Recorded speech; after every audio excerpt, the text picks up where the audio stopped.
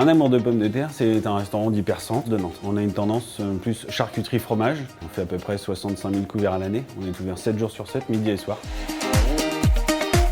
Aurélien s'est présenté comme ça, spontanément, tout seul. On ne savait pas qu'il était en situation de handicap. Il nous l'a expliqué après son entretien d'embauche. Et du coup, on s'est dit, pourquoi pas. C'est pas nous qui l'avons choisi, c'est lui qui nous a choisi. J'ai fait du porte-à-porte après mon CAP de charcuterie traiteur. Et puis ils m'ont dit oui, pourquoi pas faire un essai. Et puis en fait, ça marchait.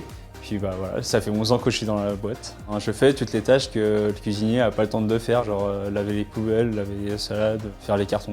Je fais mes tatins. Je me suis adapté en faisant les tâches quotidiennes du restaurant et puis après c'est à force de faire, et maintenant c'est du acquis. D'abord, on a appris à le connaître parce que c'était pas facile le handicap, parce que c'est pas un handicap physique, c'est un handicap mental. Nos collaborateurs le voyaient pas comme quelqu'un d'handicapé, donc il a fallu qu'on explique à chaque personne qui rentrait son handicap, ses points forts, ses points faibles, son caractère. Donc ça a été mis en place systématiquement. Alors, ça a été compliqué pour certains, ceux qui ne comprenaient pas le handicap d'Aurélien. Aujourd'hui, j'ai une équipe qui a bien intégré, qui a compris qu'Aurélien fait vraiment des tâches pas forcément ingrates parce qu'il fait des trucs sympas, mais c'est répétitif. Les gars comme ça ont compris que ce qu'il fait, ils n'ont pas à le faire.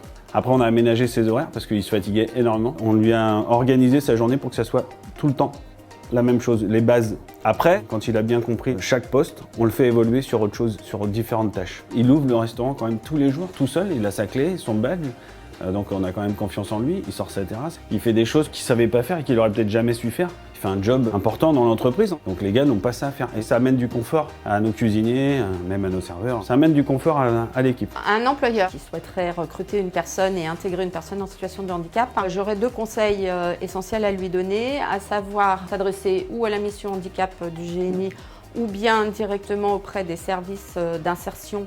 Et le deuxième conseil, c'est aussi préparer l'équipe, c'est-à-dire sensibiliser. Et on peut s'adresser à la mission handicap pour avoir toutes ces informations. J'ai toujours dit que la restauration, c'est pas un métier, c'est une passion, puisqu'on compte pas ses heures. Et puis moi, j'aime bien mon métier.